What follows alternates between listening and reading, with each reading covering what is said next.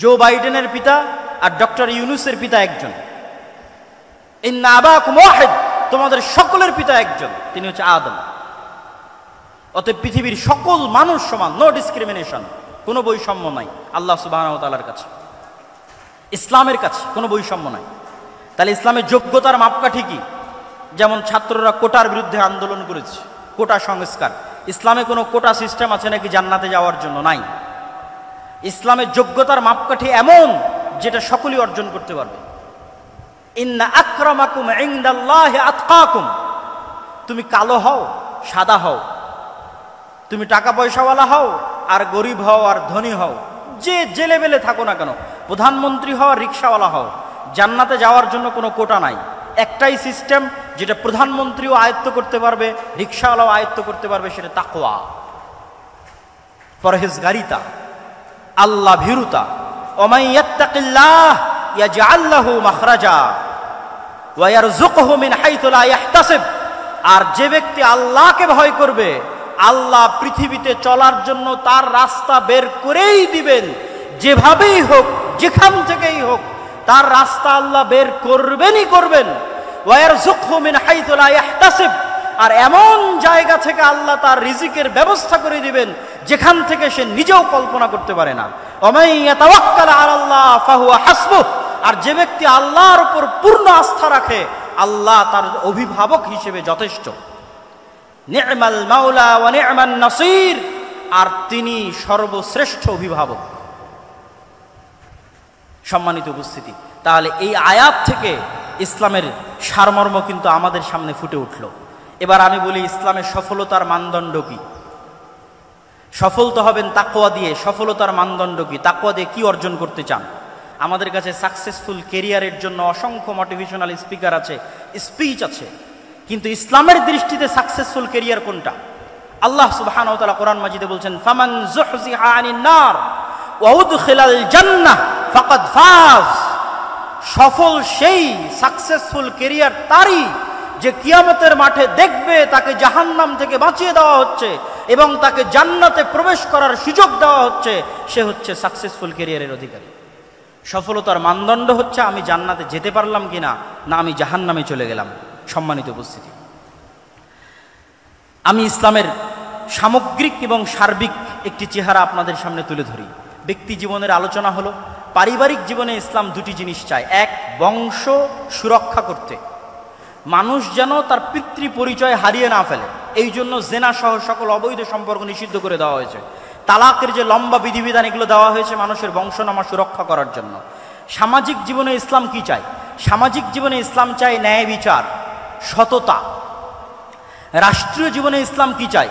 রাষ্ট্রীয় জীবনে সততা এবং ন্যায় বিচারের পাশাপাশি মানুষের 5টি অধিকার নিশ্চিত করতে চায়। আর সততা এবং ন্যায় বিচার ইসলামের সকল মূলনীতির সারমর্ম, যেটা দিয়ে আজকের বক্তব্য শেষ করে দেব। এতক্ষণ পর্যন্ত যা আলোচনা করলাম, যা আপনাদেরকে ইসলামের দর্শন, ইসলামের থিওরি বোঝানোর চেষ্টা করলাম রাসূল সাল্লাল্লাহু আলাইহি ওয়াসাল্লামের জীবনী থেকে, তার সারমর্ম লুব্বে লোবাব এক বাক্যে যদি শেষ করি, সেটি হচ্ছে সত্যবাদিতা, ন্যায়পরায়ণতা। আজকের এটি বলে আমার বক্তব্য শেষ করে দেব। দুঃখজনক হলেও সত্য, আমরা মুসলমানেরা মনে করে নিয়েছি, ছাত্র ভাইদের দৃষ্টি আকর্ষণ করছি, আমার আলোচনার সকল পয়েন্ট যদি ভুলে যান, এই শেষের পয়েন্টটা আর শুরুতে যে শয়তানের আলোচনা করেছিলাম এই দুটো পয়েন্ট ভুলবেন না। আজকের শেষের এই পয়েন্টটা মনে রাখার চেষ্টা করবেন। আমাদের মধ্যে অনেকেই মনে করে আমি বাংলাদেশে ইসলাম কায়েম করে ফেলবো। কিভাবে ইসলাম কায়েম করবেন? সবাই যদি নামাজি হয়ে যায় ইসলাম কায়েম হয়ে গেল, সবাই যদি পর্দা করে ইসলাম কায়েম হয়ে গেল। জি না, ইসলামের সবচেয়ে বেসিক এলিমেন্ট, সবচেয়ে মূল ভিত্তি হচ্ছে সত্যবাদিতা, ন্যায়পরায়ণতা। বাইতুল মুকাররমের মধ্যে নামাজি মানুষ মারামারি করতেছে, বাইতুল মুকাররমের মধ্যে যার দাড়ি আছে, টুপি আছে, পাঞ্জাবি আছে, সে মারামারি করতেছে। তার মানে কি? তার মানে সে ইসলামের বেসিক এলিমেন্ট সম্পর্কে জানে না। সে মনে করেছে ইসলাম মানে সালাত, সে মনে করেছে ইসলাম মানে হজ, সে মনে করেছে ইসলাম মানে পর্দা। কিন্তু ইসলাম মানে আগে ন্যায়পরায়ণতা, আগে সত্যবাদিতা। মুহাম্মদ সাল্লাল্লাহু আলাইহি ওয়াসাল্লাম সালাত শিখেছে 40 বছর পরে, সূরা ফাতিহা শিখেছে 40 বছর পরে। আর উনি জন্মগত সত্যবাদী এবং ন্যায়পরায়ণ, তথা 40 বছর যাবৎ যেই গুণ তিনি জন্মগত বহন করেছেন নবী হওয়ার আগেও, সেটি হচ্ছে তিনি সত্য বলতেন, কোনোদিন মিথ্যা বলেননি। 2, তিনি সৎ এবং ন্যায়পরায়ণ, কোনোদিন মানুষের প্রতি অন্যায় করেননি। পৃথিবীতে আল্লাহ যত নবী রাসূল পাঠিয়েছেন, প্রত্যেক নবী রাসূলকে নবী হওয়ার আগে এই দুটি মৌলিক গুণাবলীর অধিকারী হতে হয়েছে। 1, সত্য কথা বলতে হবে, ন্যায়পরায়ণ হতে হবে। কেন? এই গুণটা আল্লাহর। আল্লাহ সত্যবাদী, আল্লাহ ন্যায়পরায়ণ। আল্লাহ বলে দিয়েছেন, তিনি কিয়ামতের মাঠে বলিনি কোটার ভিত্তিতে বিচার হবে না, আর কোনো কিছুর ভিত্তিতে বিচার হবে না, উনি ন্যায়পরায়ণ। তিনি বলেছেন, ইন্নী হাররামতু যুলমা আলাইয়া, আমি আল্লাহ আমার উপর অত্যাচার করাকে হারাম করে নিয়েছি। এই যে পৃথিবী সৃষ্টি করে দিলাম, গেম ওপেন করে দিলাম, সফটওয়্যার ডেভেলপ করে দিলাম, এখন এখানে প্লাস আর মাইনাস পয়েন্ট বাড়তে থাকবে, কমতে থাকবে। মনে করেন শেয়ার বাজার যে মেরে নিয়ে গেছে, ওর হয়েছে প্লাস প্লাস প্লাস, আর যার মেরে নিয়েছে ওর হয়েছে মাইনাস মাইনাস মাইনাস। এখন কিয়ামতের মাঠে আল্লাহ যদি এই প্লাস মাইনাসকে ক্যান্সেল করে জিরো না বানাতে পারেন, তাহলে আল্লাহ আল্লাহ নন, নাউজুবিল্লাহ। এটা তার দাবি যে তিনি ন্যায়পরায়ণ। মানে পৃথিবীতে যা অন্যায় সংঘটিত হয়েছে, মানুষের সাথে তো বহু দূরের কথা, পশুর সাথেও যা অন্যায় সংঘটিত হয়েছে, তা তিনি মিটমাট করে দিয়ে পৃথিবীর রেজাল্ট করবেন জিরো। পৃথিবী যখন শুরু হয়েছিল তখন জিরো, আর পৃথিবীতে মানুষ যা অন্যায় অনাচার, মারামারি, কাটাকাটি, ঢাকা বিশ্ববিদ্যালয়ে একজনকে অন্যায়ভাবে হত্যা করা হলো, ওই বিষয়ে রাসূল সাল্লাল্লাহু আলাইহি ওয়াসাল্লামের একটা হাদিস শুনেন। রাসূল সাল্লাল্লাহু আলাইহি ওয়াসাল্লাম বলছেন, লাউ ইজতামা আল ইনসু ওয়াল জিন, সারা পৃথিবীর সব মানুষ আর সারা পৃথিবীর সব জিন মিলে যদি একজন নিরপরাধ মানুষকে হত্যা করে, তাহলে আল্লাহ সুবহানাহু ওয়া তাআলা সারা পৃথিবীর সব মানুষ আর সব জিনকে জাহান্নামে নিক্ষেপ করতে 2 বারও ভাববেন না, চুল পরিমাণও চিন্তা করবেন না। এটাই তার ন্যায়পরায়ণতার মাপকাঠি, তিনি ন্যায়পরায়ণ। তাহলে ইসলামের মূল শিক্ষা কি? ইসলামের মূল সারমর্ম কি? সত্যবাদী হওয়া, ন্যায়পরায়ণ হওয়া। গত 15 বছর যে ফ্যাসিজম প্রতিষ্ঠিত ছিল, এই ফ্যাসিজমে হাজারো ওসি, লক্ষ ডিসি, লক্ষ এসপি, নামাজি, হাজি, দরবেশ, সে মনে করেছে সালাত ইসলাম, কিন্তু সে তার দায়িত্বে ন্যায়পরায়ণ নয়। সে যে একজন ওসি হিসেবে সে ন্যায়পরায়ণ দায়িত্ব পালন করেনি। ডিসি, সচিব হিসেবে, এসপি হিসেবে, এসিল্যান্ড, সাব রেজিস্ট্রার তার পদের সাথে আমানতের খেয়ানত করেছে। অর্থাৎ সে ইসলাম বুঝে না। সে যতই সালাত আদায় করুক, যতই সিয়াম পালন করুক, সে বুঝে না ইসলাম কি। রাসূল সাল্লাল্লাহু আলাইহি ওয়াসাল্লাম বলেছেন, সাবআতু ইউদিল্লুহুমুল্লাহ ইয়াওমা লা দিল্লা ইল্লা দিল্লুহ, 7 শ্রেণীর মানুষকে আল্লাহ কঠিন কিয়ামতের মাঠে বিশেষ ছায়া দিবেন। তার 1 নাম্বার, আলেম নয়, হুজুর নয়, তাহাজ্জুদ গুজার নয়, পর্দাশীলা নয়, ইমামুন আদেল, যে তার দায়িত্বে ন্যায়পরায়ণ। ন্যায়পরায়ণ প্রিন্সিপাল, ওসি, ডিসি, প্রধানমন্ত্রী, প্রধান উপদেষ্টা, ন্যায়পরায়ণ সমন্বয়ক জান্নাতে যাবে। আরেকজন তাহাজ্জুদ গুজারের পূর্বে, আরেকজন সালাত আদায়কারীর পূর্বে। ন্যায়পরায়ণতা হচ্ছে ইসলামের সবচেয়ে বড় মাপকাঠি। অতএব ছাত্র ভাইদের উদ্দেশ্যে আমার উদাত্ত আহ্বান থাকবে, আমার উদাত্ত ডাক থাকবে যে ইসলামের সকল শিক্ষা যদি আমরা ভুলে যাই, এই 2টা মৌলিক শিক্ষার উপর যদি আমরা একটা প্রজন্ম তৈরি করতে পারি। মানুষকে আল্লাহ সর্বশ্রেষ্ঠ সৃষ্টি হিসেবে সৃষ্টি করেছে। মানুষকে তার মনুষ্যত্বের জায়গা থেকে নিচে নামানোর জন্যই LGBTQ। ফেরাউন মানুষত্বের জায়গা থেকে নিচে নামে কেন? ফেরাউন পুরুষ ছিল, অহংকারের কারণে কাফের হয়ে গেছে, কিন্তু আর মনুষ্যত্বের জায়গা থেকে নিচে নামেনি। নমরুদ কাফের ছিল, মুশরিক ছিল। আবু জাহাল, আবু লাহাব কাফের, মুশরিক ছিল, কিন্তু মানুষ ছিল। মানুষত্বের জায়গা থেকে, পৌরসত্বের জায়গা থেকে নিচে নামেনি। কিন্তু শয়তান আমাকে এবং আপনাকে চায়, বর্তমান পৃথিবী চায়, বর্তমান পৃথিবীর গ্লোবাল সিস্টেম চায় যে মানুষ তো শয়তানের শিক্ষা, শয়তান সম্পর্কে জানুক, এটা তো বহু দূরের কথা। মানুষ যেন শয়তানের গোলাম হতে হতে তার স্বাভাবিক যে চাল চরিত্র আছে সেটি থেকেও যেন নিচে নেমে যায়। এই জন্য আপনাকে যেমন অপবিত্র থাকার প্রতি শয়তান উৎসাহিত করবে, ঠিক তেমনি আপনি পুরুষ আছেন অথচ আপনাকে কল্পনা করতে বলা হবে যেন আপনি নারীর মতো কল্পনা করেন। এটি আপনাকে স্বাভাবিক মানুষ থেকে নিচে নামিয়ে দিবে, ফেরাউনের চেয়ে জঘন্য করে দিবে, আবু লাহাব, আবু জাহালের চেয়ে জঘন্য করে দিবে। তখন আপনি শয়তানের পরিপূর্ণরূপে গোলাম হয়ে যাবেন। সম্মানিত উপস্থিতি, তাহলে আমরা আলোচনা করছিলাম যে রাসূলুল্লাহ সাল্লাল্লাহু আলাইহি ওয়াসাল্লাম আমাদেরকে শয়তান থেকে বাঁচার জন্য কি করতে হবে। আমার অন্তরে, আমিও পারবো আমার অন্তরে নফসে শয়তানিকে আত্মসমর্পণ করাতে আমার রুহে রব্বানি ফেরেশতা স্বভাবের সামনে। আর আমি যদি চাই আমি শয়তানকে বিজয়ী করতে পারবো আমার অন্তরে, তখন আমি পরিপূর্ণরূপে শয়তানের গোলাম হয়ে যাব। ইসলামের শিক্ষার সারমর্ম এটি যে আপনাকে শয়তানের বিরুদ্ধে যুদ্ধ করতে হবে। এবং শয়তানের বিরুদ্ধে যুদ্ধ করতে গিয়ে ইসলামের মৌলিক শিক্ষাগুলোর যদি আমি সারমর্ম করি, তার একটি বড় শিক্ষা হচ্ছে তাওহীদ, আরেকটি বড় শিক্ষা হচ্ছে সালাত। তাওহীদ এবং সালাত কিভাবে শয়তানের বিরুদ্ধে যুদ্ধ করে আপনাকে আমি দেখাই। তাওহীদ হচ্ছে ইসলামের মৌলিক বিশ্বাস, যা প্রচার করতে পৃথিবীতে সব নবী রাসূল এসেছে, যা প্রচার করতে কোরআন এসেছে, যা প্রচার করতে মুহাম্মদ সাল্লাল্লাহু আলাইহি ওয়াসাল্লাম এসেছেন। সেটি কি? আমার এবং আপনার অন্তরে এককভাবে, অদ্বিতীয়ভাবে শুধুমাত্র একটি সত্তারই জায়গা হবে, তিনি হচ্ছেন আল্লাহ সুবহানাহু ওয়া তাআলা। তিনি রব হিসেবে একক, ইলাহ হিসেবে একক এবং অদ্বিতীয়, নাম এবং গুণাবলীতে একক এবং অদ্বিতীয়। রব হিসেবে একক এবং অদ্বিতীয় পৃথিবীর সবাই মানে, ইহুদি, খ্রিস্টান, বৌদ্ধ, হিন্দু সবাই আল্লাহকে রব হিসেবে একক এবং অদ্বিতীয় মানে, যে আল্লাহ সৃষ্টিকর্তা, আল্লাহ সুবহানাহু ওয়া তাআলা বৃষ্টি বর্ষণকারী, আল্লাহ সুবহানাহু ওয়া তাআলা পাহাড় নদী নালার প্রবাহিতকারী, স্থাপনকারী, আমার আপনার সৃষ্টিকারী সবাই মানে। কিন্তু আল্লাহ সুবহানাহু ওয়া তাআলাকে ইলাহ হিসেবে একক এবং অদ্বিতীয় কেউ মানে না, মুসলমানও মানে না। বহু মুসলিম আল্লাহকে রব হিসেবে একক এবং অদ্বিতীয় স্বীকার করলেও ইলাহ হিসেবে মানে না। ইলাহ মানে আপনার অন্তরের ভক্তি এবং শ্রদ্ধা, যতটুকু আপনার ভক্তি এবং শ্রদ্ধা আপনি করতে পারেন তার পুরোটাই অন্য কাউকে দেওয়া বহু দূরের কথা, যতটুকু ভক্তি শ্রদ্ধা আছে ততটুকু আল্লাহ সুবহানাহু ওয়া তাআলার সামনে সমর্পণ করতে হবে। যতটুকু চাওয়ার আছে ততটুকু আল্লাহ সুবহানাহু ওয়া তাআলার সামনে চাইতে হবে। আপনি যদি আপনার অন্তরে আল্লাহর অস্তিত্ব ব্যতীত আর কোনো কিছুকে, ইট পাথরের কোনো খাম্বার সম্মানও যদি আপনার অন্তরে থাকে, ইট পাথরের তৈরি কোনো খাম্বার সম্মানও যদি আপনার অন্তরে থাকে, তাহলে আপনি আল্লাহর সামনে, আল্লাহর উলুহিয়াতের সামনে পরিপূর্ণ আত্মসমর্পণ করছেন না। সামগ্রিক বিধানদাতা হিসেবে আল্লাহ সুবহানাহু ওয়া তাআলার সামনে যদি আপনার আত্মসমর্পণ না থাকে,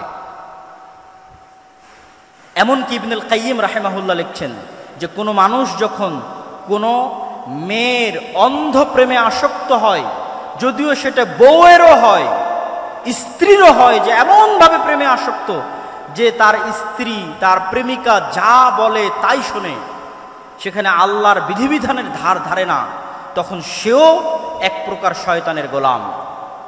তার অন্তর আল্লাহ সুবহানাহু ওয়া তাআলার উলুহিয়াত জায়গা করে নিতে পারেনি। তাহলে ইসলামের মৌলিক বিশ্বাসের একটি বড় বিশ্বাস হচ্ছে তাওহীদ। এই তাওহীদ যখন আপনার অন্তরে একবার প্রবেশ করবে, তখন এটা শয়তানের বিরুদ্ধে কেমনে যুদ্ধ করবে তা আপনাকে দেখাই। ইব্রাহিম আলাইহিস সালাতু ওয়াস সালাম একাই পৃথিবীতে, একক, সারা পৃথিবীর মানুষ তার বিরুদ্ধে, তিনি একক, তিনি একাই শয়তানের বিরুদ্ধে যুদ্ধ করছেন। তো এই একাই শয়তানের বিরুদ্ধে যুদ্ধ করতে গিয়ে তিনি যে টিকে আছেন, তার অন্তরের এই শক্তি কোথায় থেকে আসে? তার অন্তরের এই শক্তি আসে তাওহীদের উপর পূর্ণ বিশ্বাসের কারণে। যেই মুমিন 100-তে 100 শতভাগ তাওহীদে বিশ্বাসী, সে পারমাণবিক বোমার চাইতেও শক্তিশালী। ইব্রাহিমের মতো, ইব্রাহিমকে আগুনে নিক্ষেপ করে দেওয়া হয়েছে, কিন্তু তার বিশ্বাস থেকে তিনি টলেননি। তার কনফিডেন্স লেভেল কোন পর্যায়ের থাকতে পারে, আত্মবিশ্বাস কোন শীর্ষ চূড়ায় থাকতে পারে যে তাকে আগুনে নিক্ষেপ করলেও তিনি টলেননি। আমাদেরকে কি করা হয়? তাওহীদের প্রতি বিশ্বাস দুর্বল করো তো আমাদেরকে হেজিটেশনে ফেলে দেওয়া হয়, দ্বিধায় ফেলে দেওয়া হয়। নতুন প্রজন্ম দিন মানতে পারে না কেন? হেজিটেটেড থাকে, ফ্রাস্ট্রেশনে থাকে, হতাশায় থাকে, দ্বিধায় থাকে। আমি যদি দাড়ি রাখি মানুষ কি বলবে? আমি যদি সালাত আদায় করি সমাজ কি বলবে? আমি যদি সুদিয়ে চাকরি ছেড়ে দিই তাহলে খাবো কি? এই যে প্রত্যেক পয়েন্টে হেজিটেশন, এগুলো আসে কেন? তাওহীদের প্রতি বিশ্বাস দুর্বল থাকার কারণে। তাওহীদের জ্ঞান যার মধ্যে আছে, যে আল্লাহর একত্ববাদ এবং অদ্বিতীয়ত্ব সম্পর্কে পরিপূর্ণ জ্ঞান অর্জন করেছে, তার অন্তর শয়তানের বিরুদ্ধে সবচেয়ে বেশি শক্তিশালীভাবে যুদ্ধ করতে পারবে। তার অন্তর সবচেয়ে কনফিডেন্ট থাকবে তার দ্বীনের উপর, তার বিশ্বাসের উপর।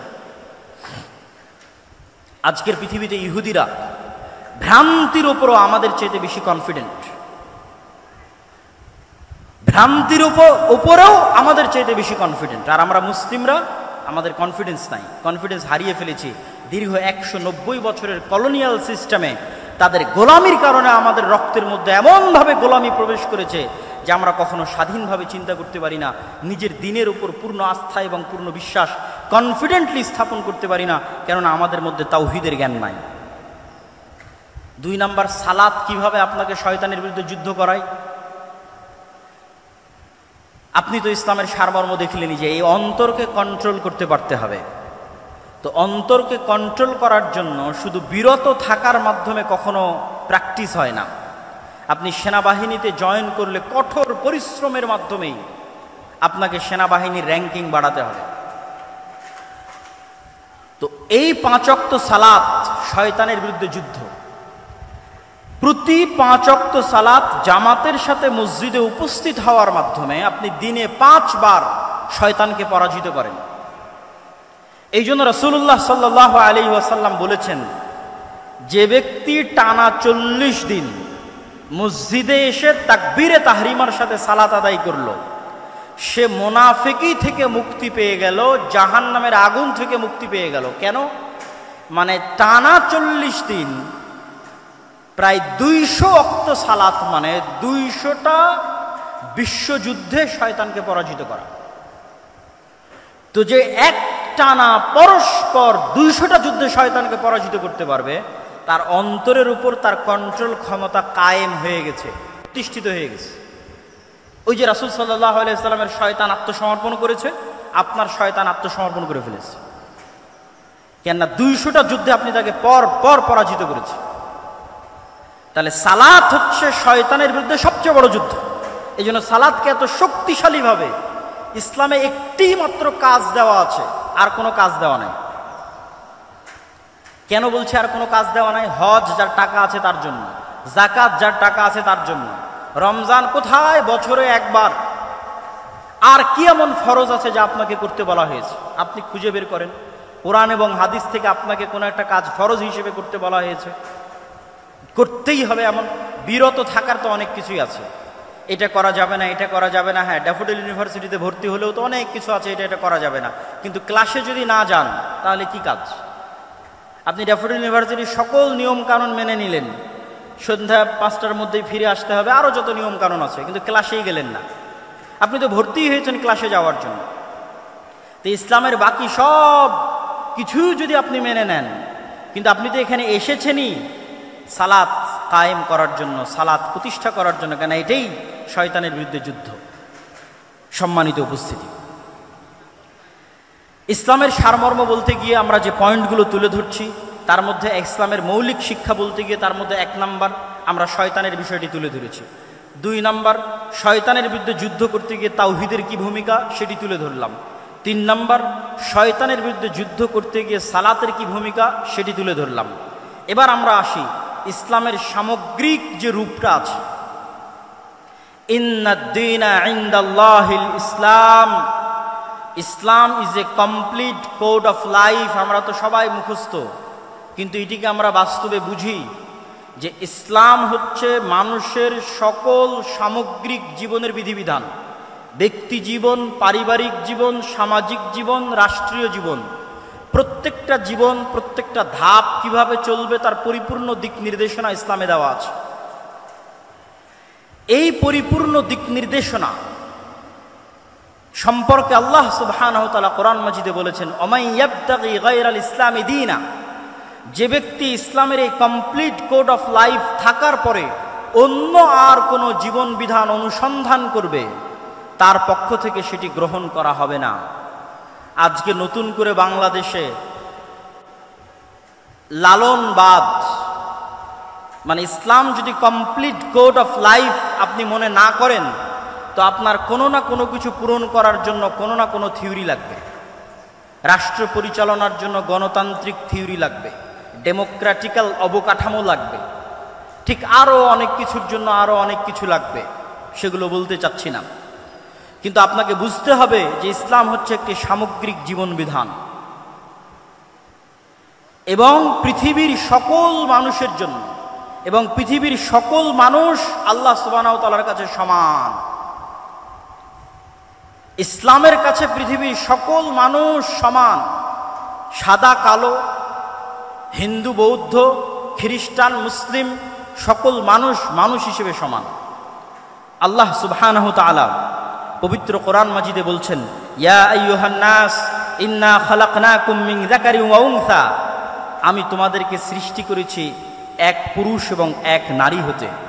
ওয়া জাআলনাকুম শুউবান ওয়া কাবাইলা, আর তোমাদেরকে জাতি গোত্রে ভাগ করে দিয়েছি। তাহলে সব মানুষকে আল্লাহ মানুষ হিসেবে সম্বোধন করেছেন, আদমের সন্তান হিসেবে সম্বোধন করেছেন। আল্লাহর নবী কি বলেছেন? ইয়া আইয়ুহান নাস, হে দুনিয়ার মানুষ, ইন্না রাব্বাকুম ওয়াহিদ, তোমাদের প্রতিপালক একজন, ওয়া ইন্না আবাকুম ওয়াহিদ, আর তোমাদের সকলের পিতা একজন।